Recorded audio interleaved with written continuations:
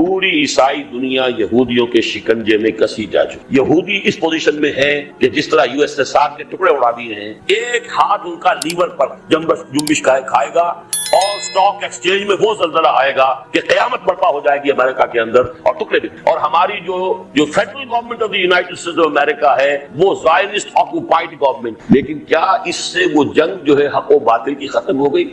وہ تو میں نے عرض کیا کہ یہود نے کسی اور فیصلہ بدل کر اسلام پر وار کیا. اور واقعہ یہ کہ جیسے سینٹ پال نے اصل عیسائی مذہب حضرت عیسیٰ کے اصل دین کو غائب کر دیا دنیا سے. Present Christianity is Buddhism not Christianity. اور یہ الفاظ کے ڈاکٹر مائیکل ہارٹ جس نے selection and gradation of the 100 most influential personalities of the human history کتاب مرتب کی. نمبر 1 پر محمد رسول اللہ کو لایا ہے، نمبر 3 پر حضرت مسیح کو لے گیا، اور پھر چند نمبروں کے بعد سینٹ پال. وہ کہتا ہے کہ حضرت مسیح اور سینٹ پال سے پہلے عیسائیت کی حیثیت یہودیوں کے ایک فرقے سے زیادہ، ایک جماعت سے زیادہ نہیں. جیسے مسلمانوں میں جماعتیں ہیں بے شمار ہیں، کوئی تصوف کا سلسلہ ہے، کوئی اور سلسلہ ہے، کوئی جماعت ہے، ایسے بس ایک فرقہ، ایک جماعت کی حیثیت تھی. یہ کوئی علیحدہ دین کی تو اس کی شکل تھی ہی نہیں. یہ سینٹ پال نے بنایا، اور یہ موجودہ جو عیسائیت ہے وہ حقیقت میں پالزم ہے، کرسچینٹی نہیں.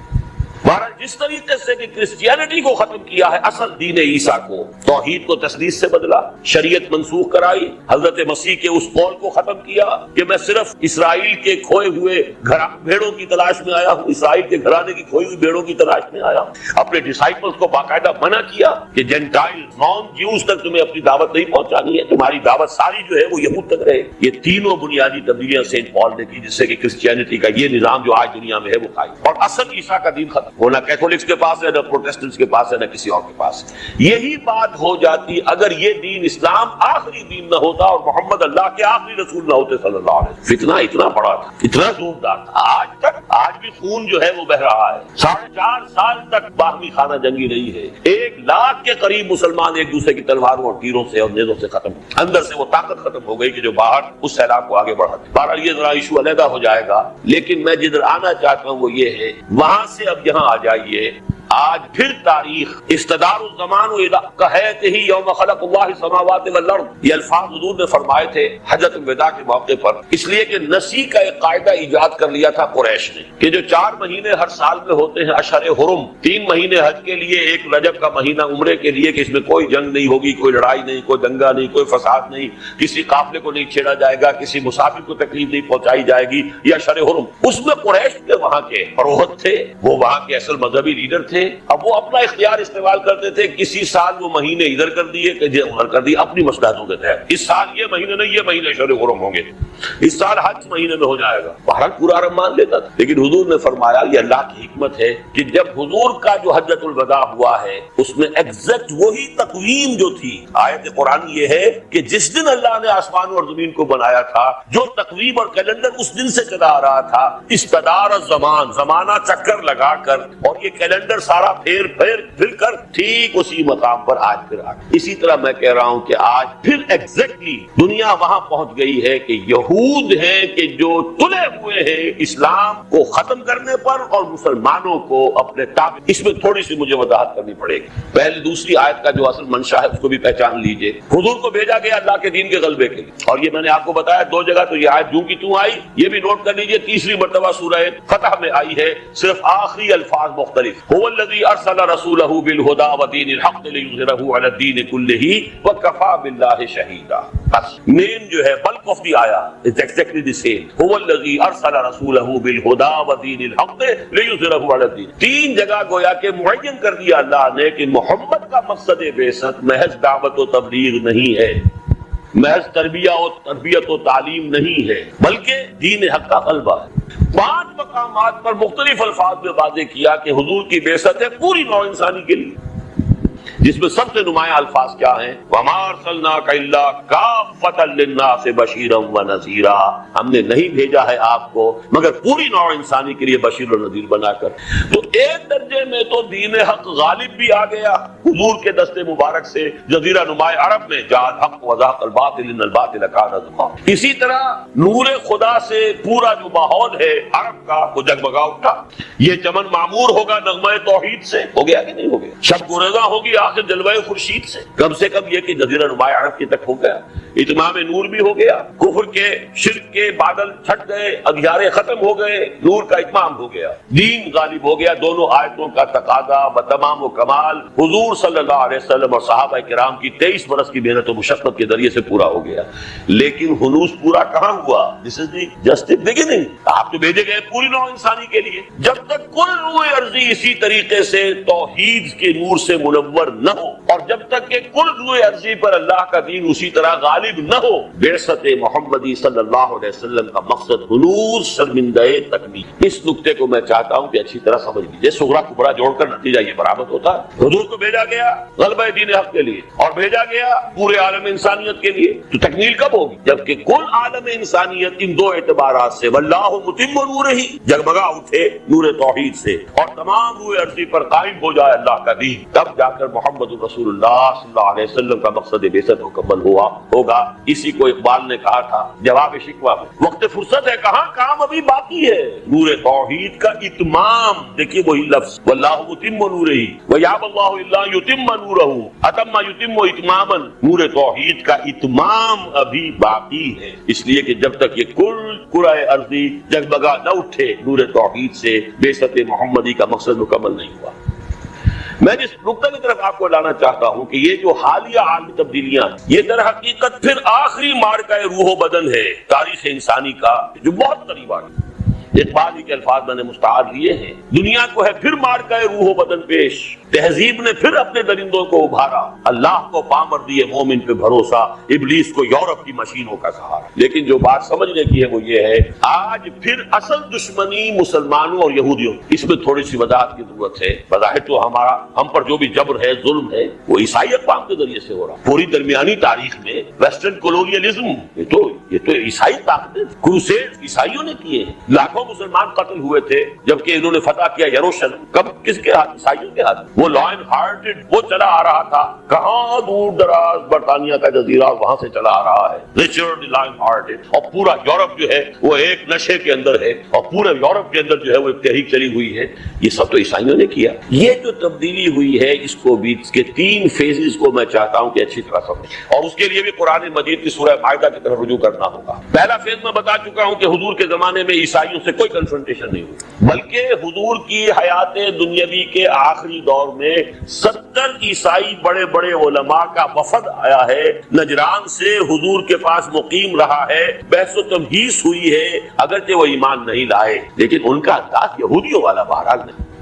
مباہلے کی جب حضور نے ان کو دعوت دی تو وہ کرنی کٹرا کر نکل اپنی شکست مان لی، گویا کہ کوئی کنفرنٹیشن نہیں ہوا۔ اس سے آگے بڑھ کر دیکھیے، ایک اور واقعہ نوٹ کر لیجیے، یروشلم کیسے فتح ہوا تھا۔ حضرت عمر کے زمانے میں مسلمانوں نے وہاں محاصرہ کیا ہوا ہے، فصیلیں اونچی اونچی، اندر سے پوری طرح خود مکتفی، راشن کے انبار موجود ہیں، پانی کی کوئی کمی نہیں ہے، پھاٹک بند ہے، قریب جاتے تو اوپر سے آگ برستی ہے، تیروں کی بوچھار آتی ہے، مہینوں پر مہینے گزر رہے ہیں اور یروشلم فتح نہیں ہو رہا۔ حضرت ابو عبیدہ بن الجراح امین هذه الامہ کمانڈر، پہل ہو رہی ہے اب عیسائی علماء کی طرف سے، ان کا ایک وفد آتا ہے فصیل پر، جھنڈا سفید لے کر گفتگو کے لیے بلایا گیا، مسلمان گئے، فصیل پر سے گفتگو ہو رہی ہے، مسلمانوں تم قیامت تک بھی یہاں محاصرہ کر کے پڑے رہو تو یہ شہر کبھی فتح نہیں ہوگا۔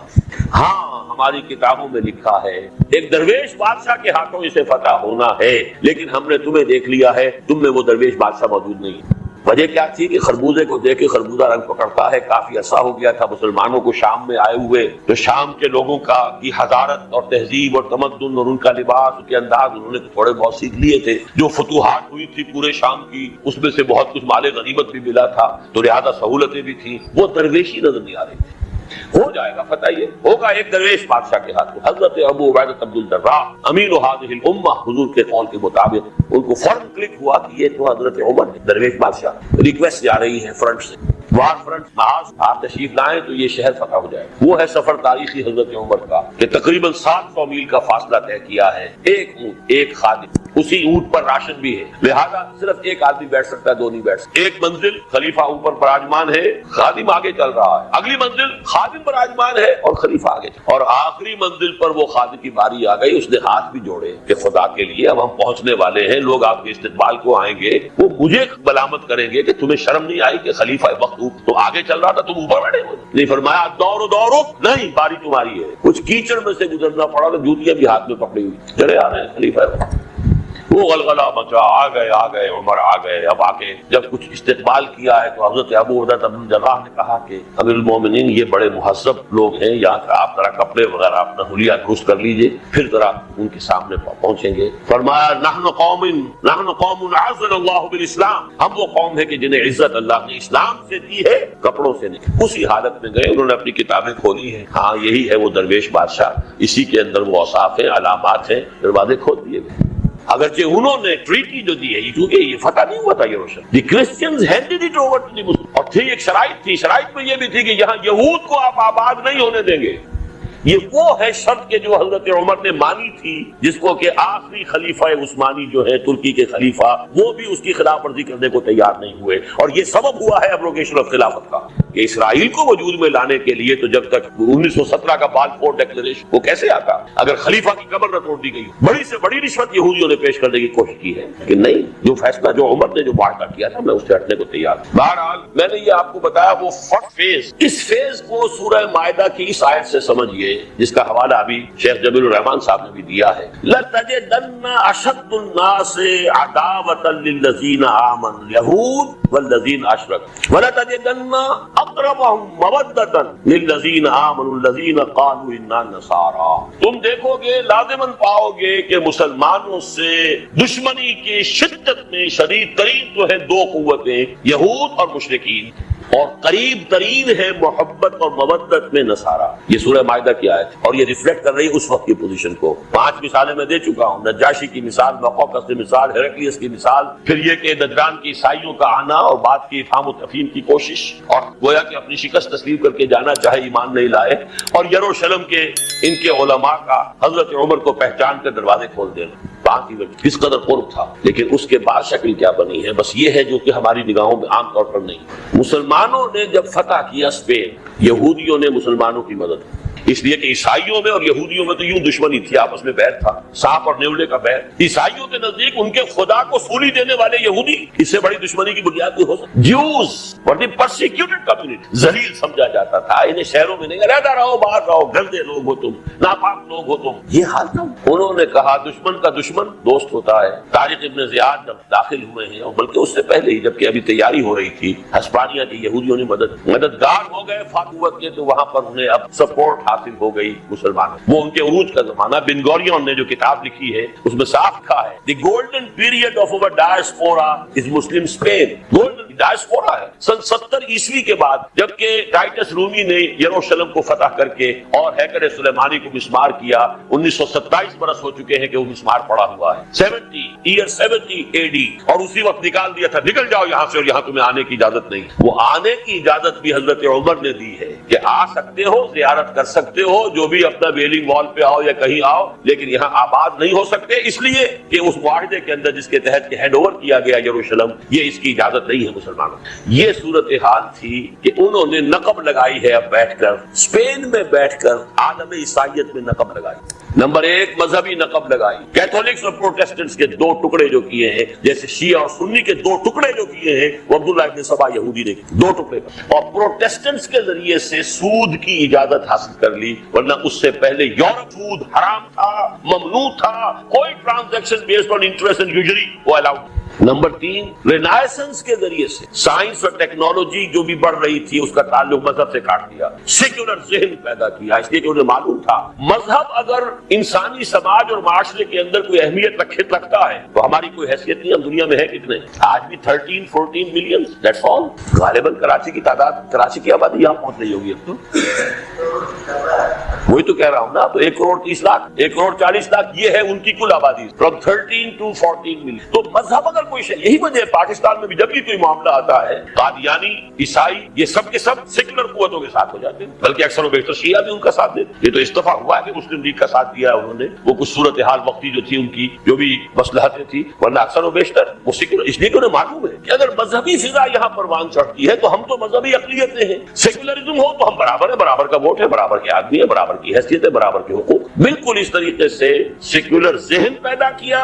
اور نمبر 2 یہ کہ ان کو تقسیم کیا پروٹیسٹنٹس میں اور کیتھولکس میں، اور نمبر 3 پروٹیسٹنٹس کے ذریعے سے سود کی اجازت حاصل کی، اور سود کے ذریعے سے پھر وہاں پر جو اپنے ہتھ کنڈے جو ہے اور پورا جو جکڑ بند کیا ہے تمام دول یورپ کو، سازش کرتے تھے، لڑاتے تھے، لڑائی کے وقت بادشاہوں کو ضرورت ہوتی تھی پیسہ قرض دیتے تھے، اپنی جو بھی شرائط ہوتی تھی وہ بنوا کر جکڑے گئے۔ یہ نقشہ تھا جس کو دیکھ کر آئے تھے علامہ اقبال 1905 سے 1908 تک، 3 برس صرف رہے ہیں وہاں۔ ہم اگر 30 برس بھی رہتے تو شاید ہمیں یہ نظر نہ آتا جو انہیں نظر آ گیا 33 سال۔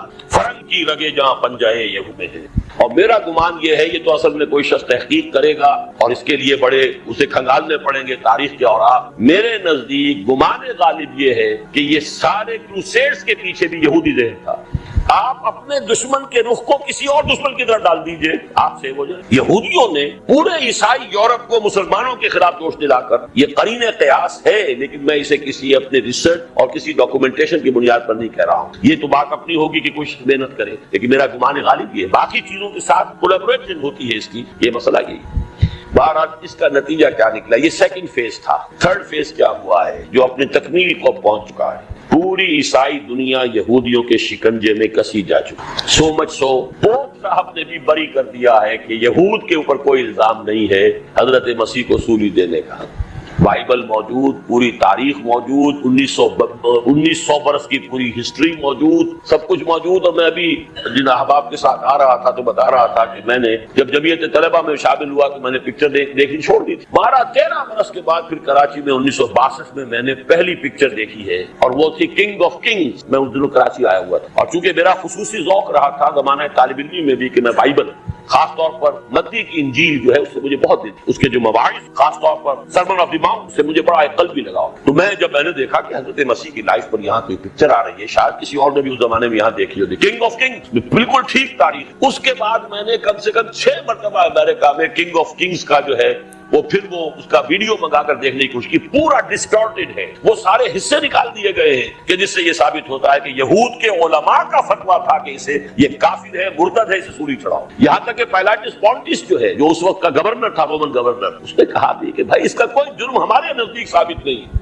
ہماری عدالت کا فیصلہ ہے، کیونکہ مذہبی آٹونومی ان کو دی ہوئی تھی۔ اب رومن نے ٹھیک ہے، اچھا بھی ٹھیک ہے۔ آخری وقت بھی کہا ہے، دیکھو آج ہمارا عید کا دن ہے، 2 کنڈمڈ پرزنرز ہیں ہمارے پاس، اور ہماری روایت یہ ہے کہ ہم ایک آدمی کو چھوڑ دیا کرتے ہیں کنڈمڈ کو، جس کو کہ موت کی سزا دی گئی ہو۔ ایک برابا ڈاکو ہے، بarabbas، اور دوسرا یہ جیسس ہے، تم بتاؤ کس کو چھوڑ دیں؟ تو برابا کو چھوڑو، اس کو۔ یہ سارے سینز میری آنکھوں کے دیکھے ہوئے اور سب موجود ہے ہسٹری کے اندر، لیکن پوپ صاحب نے decree the, Jews are not responsible for the crucifixion۔ یہی وجہ ہے کہ برہبین جب واپس آیا تھا، جب واشنگٹن سے جب یہ نیگوشیشنز کے بعد ایک خاص راؤنڈ کے بعد، تو پہلے روم گیا تھا، پاپائے روم سے ملاقات کی ہے۔ حضرت سلیمان کے زمانے کا ایک جج تھا کوئی، وہ پیش کیا ہے کہ 3000 برس تک تو ہم نے اس کی حفاظت کی ہے، اب ہم یہ آپ کی کسٹڈی میں دے رہے ہیں، اور یہ سارا پیچ اپ جو ہے یہودیوں کا اور عیسائیوں کا ہو چکا ہے۔ اس معنی میں میں نے یہ بات کئی سال ہوئے کہی تھی، اور اس کی پھر مجھے صدائے بازگشت ہندوستان کے بھی دینی پرچوں میں ملی کہ یہ بات پہلی مرتبہ جو ہے ایک شخص کا ذہن نظر گیا ہے، لیکن بات صحیح ہے، اور وہ یہ کہ یہ جو الفاظ قرآن میں آئے ہیں کہ یا ایھا الذین آمنوا لا تتخذوا اليہود والنصارى اولیاء بعضهم اولیاء بعض، اہل ایمان یہود اور نصارہ کو اپنا دوست نہ بناؤ، یہ آپس میں ایک دوسرے کے دوست ہیں۔ جب قرآن نازل ہوا تو یہ دوست تھے ہی نہیں، جب قرآن نازل ہوا ہے اس وقت تو اسی سورہ مائدہ کی آیت یہ ہے لَتَجِدَنَّ أَشَدَّ النَّاسِ عَدَاوَةً لِلَّذِينَ آمَنُوا الْيَهُودُ وَالَّذِينَ أَشْرَكُوا وَلَتَجِدَنَّ أَقْرَبَهُم مَّوَدَّةً لِلَّذِينَ آمَنُوا الَّذِينَ قَالُوا إِنَّا نَصَارَىٰ۔ ہاں تو ڈائگنلی اپوزٹ ہے، ایک مسلمانوں کے بدترین دشمن اور ایک مسلمانوں سے قریب ترین مودۃ۔ لیکن یہ پروفیسی تھی کہ ایک وقت آ جائے گا کہ یہ آپس میں ایک ہوں گے، اور در حقیقت ایک کیا ہے؟ اصل صورت یہ ہے کہ یہودی بینکرز نے خاص طور پر west white Anglo Saxon Protestants کو اپنے شکنجے میں جکڑ لیا، پورا عالم عیسائیت ان کے قبضے میں۔ They are using it against the Muslims and Islam۔ اصل جو مقابلہ ہے، اصل جو مارکا ہے، دنیا کو ہے پھر مارکا ہے روح و بدن پیش۔ تہذیب نے پھر اپنے درندوں کو ابھارا، اللہ کو پاور دیا مومن پہ بھروسہ، ابلیس کو یورپی مشینوں کا سہارا۔ وہ اسلام یا نور اللہ یا دین الحق ورسس دی یوز یہود، یہ ہے مارکا آخری جو ہونا ہے، اور جو اپنے آخری منطقی انجام کو شاید اب وہ وقت زیادہ دور نہیں ہے کہ پہنچ جائے۔ اب در حقیقت یہ اعلی کار ہے، پوری کرسچن ورلڈ یہ ان کے اعلی کار پالیسی کو کنٹرول کر رہے ہیں۔ ابھی اسلام آباد میں ایک سیمینار تھا، اس میں راجہ ظفر الحق صاحب نے کہا ہے غالباً $30,000 ٹریلین کی مقروض ہے یونائیٹڈ اسٹیٹس آف امریکہ کی حکومت یہودی بینکر سے۔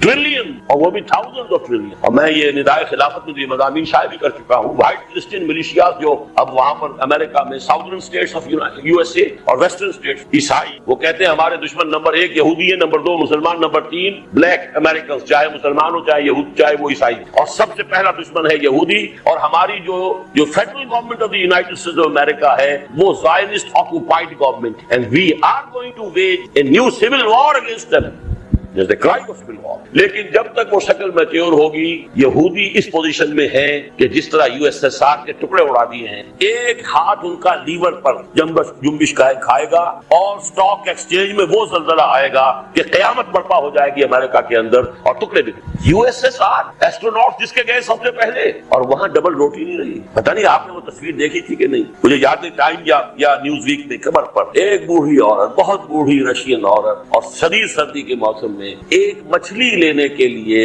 अपना पुल ओवर दे रही है, अपना पूरा स्वेटर दे रही है कि मुझे एक मछली दे। ये super power of the world. लेकिन ये इकोनॉमिक्स का गेम है।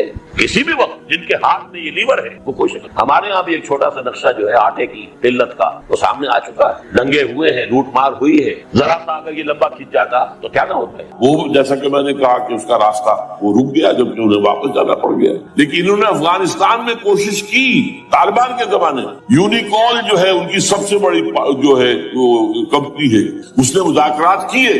वो देखकर हैरान रह गए कि ये अनपढ़, ये मुल्ले मुलाटे जो है तो बड़े टफ बार्गेनर है। इस तरीके से पांव जमाकर तालिबान ने जो उनके साथ मुलाकात किए हैं और उनसे अपनी शर्तें पेश की है कि वो घबराकर भाग गए। ये सूरत हाल भी थी अफगानिस्तान पर कब्जा करने में। लेकिन यह है कि असल क्या था, वो इस्लाम की कोई शक्ल दुनिया के सामने न आने, जो उनका मेजर है। इसीलिए पूरा आलम कुफ्र जमा है, अमेरिका, यूरोप, रूस, चीन, सब जमा। भारत तो है ही है, ये सब जमा। आपने याद हो गया जब लाल मस्जिद का हादसा हुआ है और हमारा ये बदबख्त और बदमाश इंसान, इसने सिर्फ खुद जानबूझकर उसे बढ़ाया, एक प्रिंसी को घोड़ा बनाया, उसने फिर शिगाफ किया और शाबाश ली है। अमेरिका से शाबाश आ गई, नेटो से शाबाश आ गई, रशिया से शाबाश आ गई, चाइना से शाबाश आ गई। वो चूंकि महसूस कर रहा था कि अंदरून मुल्क तो मेरी अब किश्ती डगमगा रही है, डावाडोल है, I have to have more support from outside, और for that I have to do it. कि देखो मेरे ऐन कल्ब में पाकिस्तान के ये फोड़ा निकल आया था, ये बुनियाद परस्ती का और ये शिद्दत पसंदी का और ये तंग नजरी का और ये फलां का, ये दहशत गर्दी का,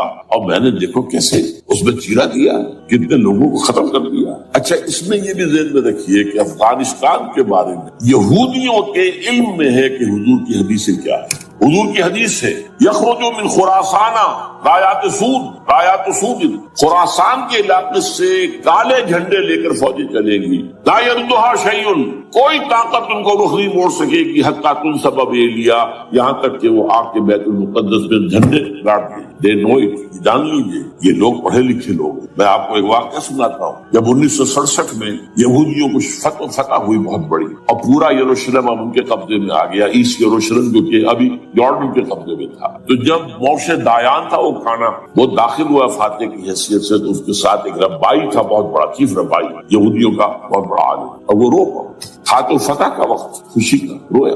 so this is the beginning of the end, ये अल्फाज आए अखबारात। गोया कि अब ये आखिरी ड्रामा जो है शुरू हो। वो आखिरी ड्रामा उन्हें मालूम है, उनकी तबाही पर खत्म होगा। इसमें हजरत मसीह के नुज़ूल के बाद ये ट्रम्पट वाला भी लिखता है कि 80% यहूदी कत्ल हो जाए, और मैं समझता हूँ कि 20% अगर सही है उसकी बात, तो वो होंगे जो अब हजरत मसीह पर ईमान ले आए। बाकी 80% अपने उस कुफ्र पर अड़े रहेंगे और कत्ल। इसी तरह हुजूर की एक हदीस है कि जब यहूदियों का कत्लेआम हो रहा होगा, मुसलमान कत्ल करेंगे, तो अगर किसी दरख्त के पीछे यहूदी छुपा होगा तो दरख्त पुकारेगा, आए मुसलमान, अब्दुल्ला आओ इधर, ये मेरे पीछे यहूदी छुपा हुआ, कत्ल करो। किसी पत्थर के पीछे छुपेगा तो पत्थर बोलेगा, सिवाय एक दरख्त गरकत के, गरकत यहूदियों के दरख्त से वो पना देगा। और आज इसराइल में सबसे बड़ी प्लांटेशन गरकत है। इसीलिए अफगानिस्तान, खुरासान, ये अफगानिस्तान का हार्ट है अफगानिस्तान। और ये भी जान लीजिए, हमारा जो मालाकंड से ऊपर का इलाका है ये भी खुरासान का हिस्सा, ओल्ड खुरासान, जैसे ग्रेटर खुरासान कहा जाता है हिस्ट्री में। एक मैंने ईरानी से पूछा था उसके बारे में, तो उसने कहा खुरासान हमारा एक सूबा है। मैंने कहा वो तो मुझे मालूम है, जिसका दारुल खिलाफा मशहद है और ये उनका मुकद्दस शहर है, वो तो उसे मक्के की तरह समझते हैं। बहरहाल میں نے کہا میں پوچھ رہا ہوں پرانا خراسان بزرگ، تو خراسان بزرگ کا انہوں نے بتایا پورا افغانستان اس میں شامل، اور پھر یہ اسٹیٹس جو ہیں سینٹرل ایشین اسٹیٹس اور ایران کا ایک حصہ اور پاکستان کا ایک حصہ، یہ جو مالاکنڈ کہلاتا ہے، اور یہ بڑی معنی خیز بات ہے کہ وہی مالاکنڈ سے تحریک چلی ہے جو اصل تحریک ہے طالبان پاکستان، وہ سوات سے تھے۔ بہرحال اس وجہ سے اس پہلو سے یہ جو ہے افغانستان پر حملے کا سب سے بڑا سبب وہ تھا۔ دوسرا جو تھا وہ یہ کہ ان کو جو پائپ لائن لے کے آنی تھی اس کے لیے، لیکن وہ ظاہر بات ہے کہ اس میں جو ہے جو طالبان نے وہ ان کی چکمے میں نہیں آئے۔ اس پر ایک کتاب ہے کہ جو انگریزی میں ہے، Abid Ullah Jan, Afghanistan the genesis of the last crusade, Afghanistan سے آخری صلیبی جنگ کا سلسلہ شروع ہوا۔ بہت جو ہے چشم کشا ہے، معلومات افزا ہے، انگریزی میں ہے۔ اچھا، عراق میں معاملہ برعکس تھا، عراق میں تیل کا معاملہ بھی تھا تو وہ صرف امریکہ کا تھا۔ جو یورپ ہے وہ زیادہ تر کیسپین کے ایریا کے تیل کی طرف نگاہیں رکھتا ہے، یہ جو ہے یہ اصل میں سارا جو ہے یہ امریکہ کا معاملہ۔ اور دوسری طرف یہ کہ یہاں کو مذہبی سلسلہ نہیں تھا، حالانکہ تھا، وہ یہودیوں کا تھا۔ وہ کیا تھا؟ Extension, first step towards the establishment of greater Israel. یہ بات اچھی طرح سے یہاں پہ تیل کا معاملہ بھی میں نے کہا تھا نا، دو لڑیاں ہیں جو چل رہی ہیں۔ تیل کا معاملہ یہاں خاص طور پر عراق کے اندر زیادہ، افغانستان میں بہت کم۔ لیکن یہ کہ یہاں پر بھی جو اصل ہے بیہائنڈ دی سین، جو اصل چیز کیا ہے کہ گریٹر اسرائیل کے قیام کی طرف پہلا قدم۔ میں یاد دلاتا ہوں آپ کو کہ فرسٹ گلف وار ہوئی تھی جس میں عراق کا بھرکس نکال دیا گیا، اس کے اختتام پر کہا تھا شوارٹز کرافٹ جو ان کا کمانڈر ان چیف تھا الائڈ فورسز، اس نے صاف کہا تھا، مجھے آج تک ایک لفظ یاد ہے، we fought this war for the protection of Israel. اور اب جو ابھی ہوا معاملہ، جب صدام گرا ہے، اس کا مجسمہ بھی گرا ہے، تو اس کے بعد وہ شخص، وہ بدبخت، وہ خبیث جو ابھی پڑا ہوا کومے میں، شیرون نے کہا تھا ان قریب عراق پر ہماری حکومت ہے۔ اور اس سے پہلے تو ہم صرف عراق میں سے یوفریٹس تک کا علاقہ مانگتے تھے، دریائے فرات تک کا۔ اب ہمارا مطالبہ یہ ہے کہ ہم تو در حقیقت دجلہ تک جائیں گے، دجلہ، تاکہ پورا کا پورا جو فرٹائل جو دوآبا ہے دجلہ اور فرات کے درمیان کا بہترین علاقہ، وہ سارا ہمارے پاس۔ اس سے آپ اندازہ کر لیجیے کہ یہ دونوں چیزیں جو ہیں دونوں جگہ موجود ہیں۔ وہاں مذہبی زیادہ ہے افغانستان کا، لہذا یہاں بہت بڑی جو ہے کولیشن بن گئی۔ عراق میں تو وہ کولیشن نہیں بن سکتی، یورپ بھی ساتھ نہیں آیا، یورپ بھی ساتھ نہیں آیا، امریکہ had to go it alone, اسے کرنا پڑا۔ زیادہ سے زیادہ کوئی ٹوکن آسٹریلیا کا کوئی ٹوکن معاملہ جو ہے برطانیہ کا کچھ شاید ٹوکن ٹائپ جو ہے، وہی یہ کامن ویلتھ پرانی جو ہے چلی آ رہی ہے، اس میں شاید کینیڈا کا، باقی تو کوئی۔ یہ جو آل ورلڈ کولیشن بنی تھی وہ افغانستان کے خلاف کیوں ہے؟ یہاں سے اسلام کی ریسرجنس کا اندیشہ ہے۔ یخرج من خراسان رایات سود لا يردها شیء حتی تنصب بإیلیاء۔ حضور کے زمانے میں ایلیا جو ہے وہ کن کے قبضے میں تھا؟ عیسائی۔ اس کے بعد ہمارے قبضے میں آیا، لیکن پھر کروسیڈرز نے ہم سے لے لیا تھا، اور 88 برس وہ عیسائیوں کے پاس، 1099 عیسوی سے لے کر 1187 اب پھر یہود کا قبضہ ہے۔ پہلے عیسائیوں کا تھا، اب یہود کا۔ اب ان سے لینا واپس، پہلی مرتبہ بھی عرب نہیں لے سکے تھے، کھونے والے عرب تھے، واپس لینے والا کرد تھا صلاح الدین ایوبی رحمۃ اللہ۔ اب بھی کھونے والے عرب ہیں، مصر اور شام اور اردن، تینوں کا مقابلہ کیا اس نے، اسرائیل نے، اور قبضہ کیا پورے ویسٹ بینک پر، گولان ہائٹس پر، سینائی پیننسولا پر، اور یہ کھو دیا ہم نے اپنے ہاتھ سے۔ اور اب بھی عربوں میں تو کوئی دم، کوئی جان نہیں، ان کو عیاشیوں نے، دولت مندی نے بالکل تباہ و برباد کھوکھلا کر کے رکھی۔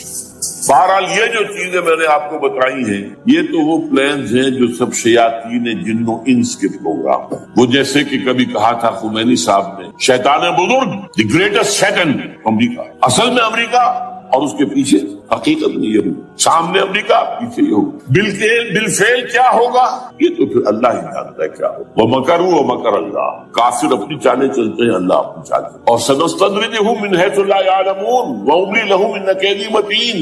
اے نبی آپ گھبرائیں نہیں، ہم ان کافروں کو رفتہ رفتہ وہاں سے لے آئیں گے جہاں سے آپ کو بھی، جہاں انہیں احساس تک نہیں ہوگا کہ یہ تو گرفت میں آ رہے ہیں، ٹریپ ہو رہے ہیں، اور ابھی ذرا میں انہیں ڈھیل دے رہا ہوں، میں اللہ املی لہم ان قیدی متین، میری چال بہت۔ وہ اللہ کیا کرے گا وہ میں نے آپ کو بتایا، جھلک دکھا دی ہے۔ انشاءاللہ اسی علاقے میں پاکستان اور افغانستان، اور اس کا ہارٹ ہوگا یہ پشتونستان، سرحد اور مشرقی افغانستان مل کر پشتونستان، پشتون اسی مشرقی اس میں پاکستان کا مغربی صوبہ ہے، شمال مغربی سرحد، یہ ہارٹ، اور پھر پاکستان اور افغانستان انشاءاللہ یہی۔ اور پھر یہ کہ یہاں سے فوجیں جائیں گی جو حضرت مہدی کی حکومت جمائیں گی۔ عربوں میں جان نہیں ہے کہ وہ مہدی کی حکومت کو جما سکتے۔ یخرج ناس من المشرق یعطون للمہدی یعنی سلطانی، مشرق کی طرف کے کسی ملک سے فوجیں آئیں گی جو مہدی کی حکومت قائم کرے، عربوں میں دم۔ بہرحال ہوگا کیا وہ میں نے کہا کہ یہ تو اللہ کے ہاتھ میں ہے۔ اب یہ کہ کرنا کیا چاہیے، یہ ہے میری تقریر کا آخری سال۔ دیکھیے ذوالفقار مرزا نے جو کچھ کہا اور سید قائم علی شاہ، میں خوشائند سمجھتا ہوں کہ طالبانائزیشن اور ہے، اسلامائزیشن اور ہے، ٹھیک ہے، چلیے آواز مکی اور من۔ طالبانائزیشن کے اندر کچھ بغیر تعلیم یافتہ، کچھ جذباتی، اس طرح کے لوگ بھی ہیں جن میں انتہا پسندی بھی، جیسے کہ میں پہلے بیان کر چکا، افغانستان میں ہوا ہے، افغانستان کے اندر رفتہ رفتہ وہ اپنی چیزوں سے نکل رہے تھے، نکل جاتے، لیکن موقع نہیں دیا گیا، نبتی بات ختم کر دیا۔ اسی طرح ہمارے سرحدی صوبے میں جیسا کہ میں بتایا 3 قوتیں مل سے نکال رہے ہیں، کون کیا کرے۔ لیکن بہرحال یہ کہ پہلی بات یہ اسلام اور پاکستان لازم و ملزوم ہے، یا اسلام آئے گا تو یہ ملک رہے گا، نہیں آئے گا تو ختم ہو جائے گا، اس میں کوئی شک نہیں۔ میری 2 کتابیں پڑھ لیجیے اگر اللہ توفیق دے، ہمت دے، اسلام اور پاکستان، یہ سن 67-68 کی تحریر ہے۔ جینیسس آف پاکستان کیا تھا، how Pakistan came into existence. پھر یہ کہ میں نے استحکام پاکستان کے نام سے سن 85 کے اندر کتاب دی، یہ دونوں کتابیں پڑھی ہیں۔ پاکستان کا کوئی جواز نہیں اگر یہاں اسلام نہ آئے، اور واقعی ہم جواز کھو چکے ہیں، تو اللہ تعالیٰ ہمیں مہلت دے رہا ہے۔ لیکن اب یہ سمجھ لیجیے یہ اللہ تعالیٰ کی طرف سے ایک خاص مہلت ہے، اور شاید آخری مہلت ہے جو ہمیں، یہاں اسلامائزیشن نہ ہوا تو یہ ملک نہیں رہے گا۔ میں یہاں آپ کو ایک شعر سنا دوں، ہے تو ایک ایسی شخصیت کا جو کچھ کنٹروورشل بھی ہو گئی، بعد میں بدنام بھی ہو گئی۔ ایک زمانے میں جماعت اسلامی کے بڑے مخصوص کارکن تھے مولانا قاسم نیازی، انہوں نے ایک بڑا تلخ شعر کہا، اسلام کو اگر تیری فضا راس نہ آئے، اے میرے وطن تجھ کو کوئی آگ لگائے۔ ہمیں اسلام چاہیے، اور اسلام نہیں آئے گا تو یہ ملک، کوئی زرداری، کوئی نواز شریف اس ملک کی بقا کی ضمانت نہیں دے سکتی۔ اس کی بقا ہے اگر تو اسلامائزیشن۔ 61 سال کی ہماری بے وفائی اللہ کے ساتھ کیے ہوئے وعدے کی، اس کا ایک عذاب ادنا ہم جھیل چکے۔ 71 یاد کی، سن 71 پاکستان 2 لاکھ 94,000 مسلمان پاکستانی بھارت کی قید میں بھیڑوں بکریوں کی طرح ہانک کر لے جائے گئے، ٹرکوں میں بھر بھر کر، جیسے کہ ڈیرہ غازی خان سے بھیڑیں بکریاں آتی ہیں لاہور میں ذبح ہو، کنسنٹریشن کیمپس۔ ہمارے ٹائیگر نامی جرنیل نے پیش کیا اپنا ریوالور، کتنے لوگ مارے گئے، کتنا فساد، مسلمان کے ہاتھوں مسلمانوں کا خون گیا۔ یہ اللہ کا ایک خاص عذاب ہوتا ہے۔ میں نے وہ آیت آپ کو سنائی تھی، قل هو القادر على ان يبعث عليكم عذابا من فوقكم او من تحت ارجلكم۔ اے نبی سے کہہ دیجیے اللہ اس پر قدرت رکھتا ہے، جب چاہے تم پر کوئی عذاب اوپر سے بھیج دے، تمہاری زمین کے نیچے سے نکال دے۔ زلزلہ آیا تھا کہ نہیں؟ او يلبسكم شيعا، ایک تیسری شکل بھی ہے، نہ اللہ آسمان کو کوئی تکلیف دے نہ زمین کو، زمین پھٹے گی تو آدمی جائے گا نا، بلکہ تمہیں گروہوں میں تقسیم کر کے، او يلبسكم شيعا فيذيق بعضكم بعض بعض، ایک دوسرے کی قوت کا ایک دوسرے کو مزہ چکھائے، تم خود ایک دوسرے کے گلے کاٹو۔ ہمیں کسی اور قوم کو تکلیف دینے کی ضرورت نہیں ہوگی، یہ کام ہمارے ساتھ ہو چکا ہے 1931۔ بہرحال اب اس کے بعد بھی تاخیر تو ہماری جو کی ہے، اب ہم اس جگہ پر پہنچ گیا کہ شاید اب عذاب الاکبر آنے والا ہے۔ وہ آیت بھی میں نے شروع میں پڑھی تھی، وَلَنُذِيقَنَّهُم مِّنَ الْعَذَابِ الْأَدْنَىٰ دُونَ الْعَذَابِ الْأَكْبَرِ لَعَلَّهُمْ يَرْجِعُونَ۔ چھوٹا عذاب آیا سن 71 میں، پاکستان بہرحال مغربی پاکستان کو برقرار رہا، اس کا نام بھی پاکستان ہے۔ اب شاید بڑا عذاب آ رہا ہو، بلکنائزیشن جس کے نقشے جو ہیں دنیا میں شائع کیے جائیں، اور اس اسلامائزیشن کے لیے جو میں کہہ رہا ہوں کہ اس کے بغیر یہاں پاکستان نہیں رہے گا، اس کے لیے اس کی جو دستوری، تدریجی، قانونی، پرامن اگر راستہ اختیار نہ کیا گیا تو ملیٹنسی بڑھے، یہ رکنے والی نہیں ہے۔ یہ جو اوپر کا جو علاقہ ہے ایک ٹرائنگل ہے جس کا نقشہ کھینچا ہے ایک بہت بڑے مصری ادیب اور مورخ نے، شکیب ارسلہ ان کا نام۔ انہوں نے کہا ہے کہ یہ پامیر سطح مرتفع جو ہے پامیر، جسے روف آف دی ورلڈ کہا جاتا ہے، اس سے پہاڑوں کے سلسلے نکلتے ہیں، کوئی چین کی طرف چلا گیا، کوئی تبت کی طرف چلا گیا، کوئی قراقرم ادھر آ گیا پاکستان کی طرف، ہمالیہ آ گیا پاکستان انڈیا کی طرف، ادھر ہندو کش چلا گیا افغانستان میں۔ یہ سب جیسے کہ ایک جو پہیا ہوتا ہے اس کے جو لگے ہوتے ہیں اسپوکس جنہیں کہتے ہیں، اس نے کہا کہ ایک طرف ہمالیہ اور ایک طرف ہندو کش، اس کے درمیان میں جو قوم رہتی ہے، اب نوٹ کر لیجیے، یہ ہمالیہ کا اینڈ جو ہے مغربی، وہ کیا یہ نتیا گلی وغیرہ اسی کا حصہ ہے، اس کے بعد ختم ہے، دریا سندھ بہ رہا ہے، لیکن اوپر جا کے وہ ٹرن دیتا ہے رائٹ کو، تو پھر اب وہ قراقرم اور ہمالیہ کے درمیان جاتا ہے، جہاں تک کہ انڈیا سے جو اس کا داخلے کا راستہ آ جاتا ہے۔ لیکن یہ جو ہے یہ درمیانی راستہ، یہ اصل میں ہندو کش ادھر اور ہمالیہ ادھر، اس کے درمیان جو قوم آباد، اور اس ٹرائنگل کا بیس ہے مالاکنڈ کا پہاڑ، مالاکنڈ، ہمالیہ، ہندو کش۔ اس ٹرائنگل میں جو قوم آباد ہے، شکیب ارسلان کہتا ہے اگر پوری دنیا میں اسلام کی نبضیں ڈوب جائیں تب بھی یہاں کے لوگوں میں اسلام کی نبض، یہ وہ علاقہ جہاں سے پاکستان کے طالبان دعویٰ، جہاں سے پرامن تحریک چلی تھی، اس کا راستہ روک دیا گیا، اب وہ شدت پسندی پر آ گئے، اور یہ شدت پسندی بڑھے گی اگر آپ نے تشدد سے رو، اگر امریکہ کے چمچے بنے رہے، اگر امریکی ایجنڈے ہی کو پورا کرتے رہے اور اپنے لوگوں کو مارتے رہے، تو جواب میں گری چراغ حقیقت کو گل کیا تم نے تو موج دودھ سے صد آفتاب ابھرے۔ یہ اب جو آ رہے ہیں، کہاں سے آ رہے ہیں آپ کے یہ خودکش حملہ آور؟ تو وہی ان لوگوں کے رشتے دار ہیں جو امریکی بمبارڈمنٹ میں مارے گئے، کتنے ہیں جن کے بچے ختم ہو گئے، بیٹے مر گئے۔ یہ جو ہمارے ہاں ایک کمانڈوز کے کیمپ کے اوپر جو حملہ ہوا تھا اور خودکش بمبار، جس سے کہ شاید 18-19 بہترین آپ کے کمانڈوز ختم ہوئے تھے، وہ کون تھا؟ وہ خود کمانڈو تھا، اندر کوئی اور تو جا ہی نہیں سکتا تھا، یہ کمانڈوز کا کیمپ تھا اور اس کے میس میں لوگ کوئی جا سکے، وہ خود کمانڈو تھا۔ اس کی بیٹی لال مسجد کے اندر جلی تھی۔ اب آپ اندازہ کیجئے کہ اس کے دل میں جو کھول رہا تھا اس کا جذبہ، اس نے اس کو ٹھنڈا کیا خود جان دے کر، جان دی۔ ادھر باجوڑ میں حملہ ہوا تھا، ادھر جو ہماری ملٹری پریڈ کے اوپر حملہ ہوا، تو یہ بات رکے گی نہیں۔ اور یہ ظاہر بات ہے کہ اب شمال سے لے کر نیچے تک کی بات ہے، وہاں پر بھی میں نے شروع بھی کہا تھا یہ خطرہ حقیقی ہے، غیر حقیقی نہیں ہے، واہمی اور خیالی نہیں، اس لیے کہ اب جو اس علاقے سے جا رہے ہیں ہجرت کر کے کراچی، وہی ان کی جگہ ہے، وہیں پر ان کے رشتے دار ہیں، محسود ہے، وزیری فلاں ہے، یہ ہے وہ ہے، وہاں وہ جا رہے ہیں۔ اور وہاں پر بھی ظاہر بات ہے کہ جو کچھ ہو رہا ہے افغانستان میں اور جو کچھ ہو رہا ہے شمال سرحدی صوبے میں، اس کا ایک تسلسل ہوگا۔ میں یہاں یہ عرض کر دوں آپ سے کہ تقریباً 4 سال کا ہوں، بلکہ 4.5 سال میں انتہائی مایوسی کو پہنچ چکا کہ پاکستان کا وجود باقی نہیں رہے گا۔ میں نے یہی تقریر کی ہے 29 فروری سن 2004، اس لیے پاکستان جواز کھو چکا، یہ اسلام کے نام پر تھا، ویئر از اسلام؟ جو اسلام یہاں وہ تو بھارت میں بھی ہے، وہ تو امریکہ میں بھی ہے، وہ کہاں ہے اسلام کا سیاسی نظام، اسلام کا تعزیراتی نظام، اسلام کا کرمنل لا، اسلام کا سول لا، اسلام کے فیملی لاز کہاں بنائے تھے اس شخص نے جو فیلڈ مارشل بنا تھا، خود ساختہ، جو اس نے قوانین بنائے تھے؟ تمام علماء نے کہا تھا، تمام مکتبہ فکر کی غلط تحریک کوئی نہیں اٹھائی، یہ ان کی غلطی تھی، کوتاہی تھی، جمہوریت کی تحریک میں شامل ہو گئے، اس پر کوئی تحریک نہیں چلائی۔ بہرحال وہ نظام کہاں ہے؟ نظام کا قائم نہیں کیا، اس حوالے سے یہ اپنا جواز خود نو ریشنل ریزون دیت جسے کہتے ہیں فرینچ کے اندر، ریزون دیت کسی چیز کی reason, rational of existence.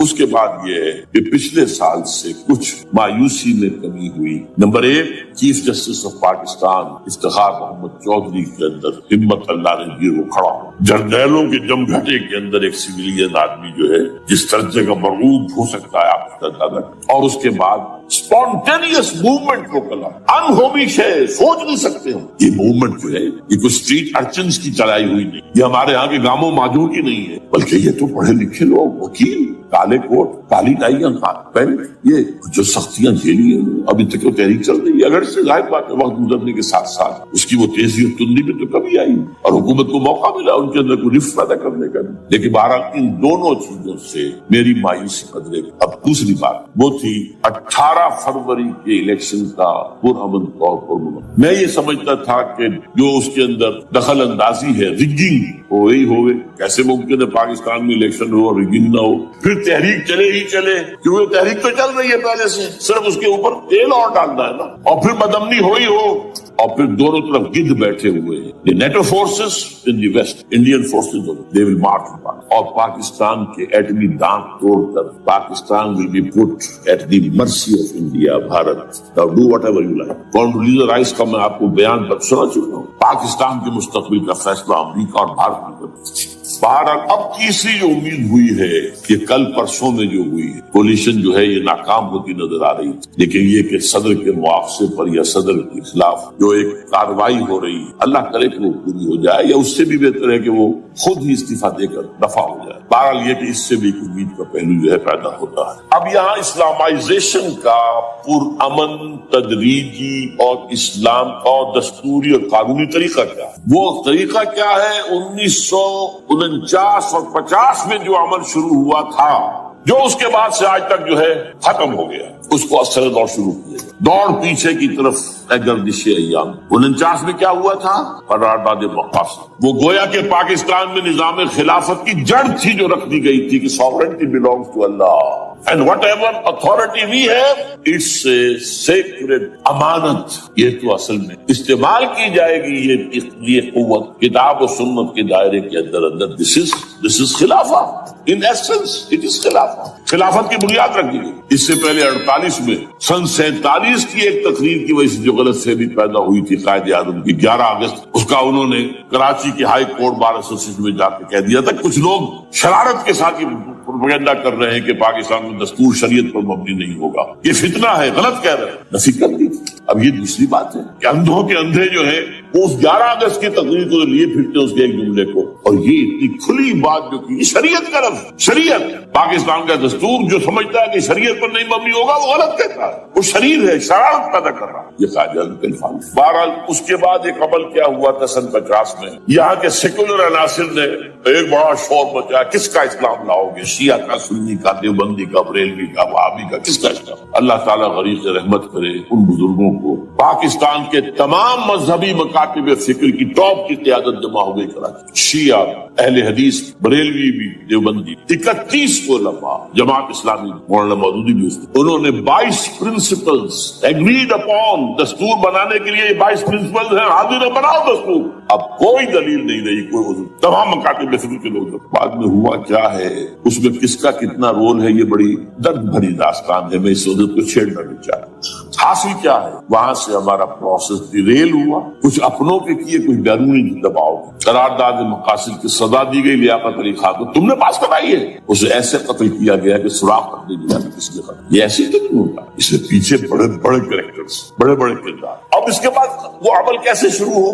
Zia الحق نے جو ایک ادارہ قائم کیا تھا فیڈرل شریعت کورٹ، اصولی اعتبار سے بہترین قدم، وہ کیا تھا؟ یہ شریعت کورٹ ہے، اس میں کوئی شخص لائے پیٹیشن کہ پاکستان کا فلاں قانون جو ہے میں ثابت کرتا ہوں کتاب و سنت کے منافی ہے، یا کورٹ سو موٹے لے لے کسی بھی معاملے کو، ایگزسٹنگ جو قوانین ہیں ان پہ جائزہ لے کہ اس میں یہ پورا قانون یا اس کی یہ شک جو ہے یہ خلاف شریعت ہے، اس پر آرگومنٹ، دونوں طرف کے دلائل ہوں، علماء بھی آئیں، وکلاء بھی آئیں، بحث کریں، شریعت کورٹ کا تو میدان ہوتا کھلا، بالآخر اگر کورٹ فیصلہ دے دے کہ ہاں یہ ایگزسٹنگ قانون یا جو قانون قابل زیر غور ہے بننے جا رہا ہے یہ خلاف شریعت ہے یا جزمن شریعت کے خلاف ہے، تو وہ اسے کینسل کر دے گا اور کہہ دے گی کورٹ کہ اگر یہ مرکزی معاملہ ہے تو مرکزی حکومت، صوبائی معاملہ صوبائی حکومت، اتنی مدت میں 3، 4، 6 مہینے کے اندر اس کی آلٹرنیٹ لیجسلیشن کر لے، جیسے ہی مدت ختم ہوگی یہ قانون ڈیفنکٹ ہو جائے گا۔ اصولی اعتبار سے اس سے زیادہ صحیح اسکیم کوئی نہیں سوچ سکتا، آج بھی میں قائل ہوں، لیکن یہ بدبختی تھی اس شخص ضیاء الحق، اس کو بالکل غیر مؤثر کر 2 ہتھکڑیاں پہنا دی، 2 بیڑیاں پہنا دی۔ کانسٹیٹیوشن آف پاکستان آپ کے دائرے کار سے خارج، یہ سیکرڈ کاؤ ہے، ہاتھ نہ لگانا۔ جو جوڈیشل پروسیجرل لاز ہے، ضابطہ دیوانی، ضابطہ فوجداری، یہ بھی تمہارے دائرے سے خارج۔ مالی معاملات 10 سال تک خارج، اور فیملی لاز مستقل خارج۔ اب کرنے کا کام کیا ہے؟ نمبر 1، فیڈرل شریعت کورٹ کے دائرے پر جو تحدیدات ہیں، لیمیٹیشن ختم کیا یکسر۔ نمبر 2، اس کا سٹیٹس کم سے کم ہائی کورٹ کے درجے کا ہونا. نمبر 3 اس میں جید علماء کو لا کر بٹھایا جائے, ان کی میجورٹی ہونی چاہیے, وہ کلا بھی ہوں جدید تعلیم کے جدید قانون کے جاننے والے, لیکن علماء بھی. اگر آپ جید علماء کو لے آئیں گے تو پھر وہ جو عام مولوی ہے بیچارہ, وہ جو پوری طرح نیم خواندہ ہے یا نیم تعلیم یافتہ ہے, یا ہمارا عام آدمی ہے جو طالبان کے انداز کے اندر وہ شدت پسندی پر آ گیا, اسے یہ اندازہ نہیں ہے کہ دین میں اہمیت کیا کس شے کی اول ہے, پھر دوسری کون سی, ثانی شے کون سی ہے. اب اس کی بجائے علماء, جدید علماء, تمام جو ہے مسالک کے علماء اس میں شامل, اس کے فیصلوں پر نظر ثانی کا کھلا موقع ہونا چاہیے. ایک دفعہ عدالت فیصلہ کر دے, نظر ثانی کا موقع ہونا, اور کسی شہری کی طرف سے پیٹیشن آئے یا سو ووٹو, وہ جائزہ لے اور ایک ایک کر کے قوانین جو ہے غلط ختم. ان کی جگہ پر لیجسلیشن پارلیمنٹ ہی کرے یا صوبائی اسمبلی کرے گی. کورٹ کا کام لیجسلیشن نہیں ہے. وہ یہ کہہ سکتا ہے یہ بھائی یہ معاملہ جو ہے شریعت سے تجاوز کر گیا ہے, یا فلاں جو قانون تم بنانے چلے اس کی یہ شریعت کے خلاف, بس فیصلہ یہ دے گی. ظاہر بات ہے لیجسلیشن اس کا کام نہیں, لیجسلیشن جو کرے گی آپ کی نیشنل اسمبلی کرے گی, آپ کی صوبائی اسمبلی کرے گی, لیکن وہ اس کا متبادل قانون لے آئے اور پہلا قانون ختم ہو جائے. اچھا, اس عرصے کے دوران جو کونسل آف اسلامک آئیڈیالوجی پر ارب روپیہ خرچ ہوا ہے, اس کی رپورٹوں کے انبار لگ گئے, کسی ایک سفارش کو بھی آج تک پارلیمنٹ میں پیش نہیں کیا گیا, اور اس میں جید علماء رہے اور تمام مکاتب فکر کے علماء رہے. ان کی رپورٹوں کو رفتہ رفتہ پارلیمنٹ کے سامنے لایا جائے اور ان کے ذریعے سے نئی قانون سازی. اگر آپ یہ قانونی دستوری راستہ کھول دیں گے اور تجدیداً اس طریقے سے Islamisation of laws of Pakistan ہو جائے, تو ظاہر بات ہے کہ پھر جو دہشت گرد ہیں, دہشت پسند ہیں, جن کو آپ خطرہ کہہ رہے ہیں, خطرہ, طالبان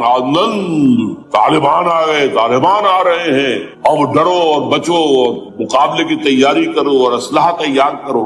اگر یہ کام کریں گے تو پھر ظاہر بات ہے کہ وہ تو فساد ہوگا, اور فساد کا نتیجہ کیا نکلے وہ اللہ ہی بہتر جانتا. لیکن یہ پروسیس جو میں نے بیان کیا ہے, اگر اس پر عمل ہو جائے تو یہ وہ پروسیس ہے جس سے جنرل حمید گل نے کہا تھا کہ اگر ایسا ہو جائے تو یہ سافٹ ریولوشن ہو, بغیر تشدد کے, بغیر کسی ہو کے. اگر نیت ٹھیک ہے اور اگر یہ واقعی جیسے قائم علی شاہ نے سمجھ لیا ہے اور جیسے کہ ذوالفقار مرزا نے سمجھ لیا ہے, اسلامائزیشن اگر اس کو سب سمجھ لے, زرداری بھی سمجھ لے اور نواز شریف بھی سمجھ لے اور سب سمجھ لے, تو ظاہر بات ہے کہ پھر کسی توڑ پھوڑ کے بغیر, کسی اور بدامنی کے بغیر, کسی تشدد کے بغیر اسلامائزیشن یہاں ہو جائے تو سب کے دل خوش ہوں گے, اور یہ سارا جو بھی تشدد ہے, یہ دہشت گردی ہے, اس کے راستے بند ہو جائے. اگر ایسا نہیں کرتے تو غیر تعلیم یافتہ یا نیم تعلیم یافتہ, جن کو کوئی پورا تصور نہیں ہے, نہ دنیا کے حالات کا علم ہے, نہ شریعت کے جو اصل مصادر اور منابع ہیں, اصل سورسز ان تک رسائی ہے, بس کچھ چیزیں سن رکھی ہیں. یہ تو معلوم ہے انہیں کہ داڑھی رکھنی ہے سنت, لیکن یہ کہ یہ فرض تو نہیں ہے بھائی, پھر اس کی کوئی خاص مقدار تو معین نہیں. یہ تو نہیں جانتے, ویڈیوز ہیں, آڈیوز ہیں, ان میں گانے ہیں, اس میں آپ کو معلوم ہے کہ قریانیت ہے, جو بھی ویڈیوز ہیں وہ تو ان کو جلائیں گے ان کی دکان. آپ تعلیم دے رہے لڑکیوں کو, وہ جانتے ہیں جو تعلیم آپ دینا چاہتے ہیں. آپ تو ڈانس کی تعلیم کو بھی وہاں پر نافذ کر رہے ہیں. آپ نے تعلیم کا شعبہ ہی دے دیا اسماعیلیوں کے ہاتھ, لہٰذا ان کا تو رد عمل ہو گئی ہوا. اس کا راستہ اگر روکنا ہے تو اس پروسیس سے جو میں نے بیان کر دیا ہے, جس کو میں بیان کر رہا ہوں نہ معلوم کب سے. نواز شریف صاحب, ان کے والد میاں محمد شریف صاحب مرحوم, اور شہباز شریف صاحب اور عباس شریف صاحب, چاروں میرے پاس آئے تھے, 2 دفعہ آئے, اور میں نے یہ ترمیمی بل پیش کیا تھا جس میں کہ جس کے آئٹم میں نے آپ کو گنوا دی. باہر نہیں کیا کچھ نہیں, لیکن یہ کہ اگر یہ نہیں کریں گے تو یہ کہ دوسری طرف یہ سمجھ لیجئے اس وقت پاکستان کے دینی مدرسوں میں شدید تحریک چل رہی ہے. لال مسجد یہ ایک سمبل بن چکا ہے, یہ ایک علامت ہے, اور یہ ملیٹنسی کی طرف بہت بڑی تعداد میں, خاص طور پر جو طالب علم ہیں عربی مدارس, طالبان کی سورس یہی تو ہے نا, یہی تھے جن سے کہ افغانستان میں طالبان ابھرے تھے اور یہیں سے پاکستان میں ابھر رہے. ان کے اندر شدید لہر ہے اور کوئی بہت بڑا فساد ہو گیا. اگر خدا نہ خواستہ تو that will be the end of Pakistan. اس سے بچنا ہے تو وہ راستہ اختیار کرے جو میں نے بیان, جو میں سال سے بیان کر رہا ہوں. دستور کا ترمیمی بل بنا کر دیا ہے, اسے عام بھی کیا. البتہ اس عرصے میں ظاہر بات ہے کہ ہم کیا کریں, ہمارا کوئی پروگرام کسی ملیٹنسی کے رہ جانے کا نہیں ہے, ہم اسے مفید نہیں سمجھتے.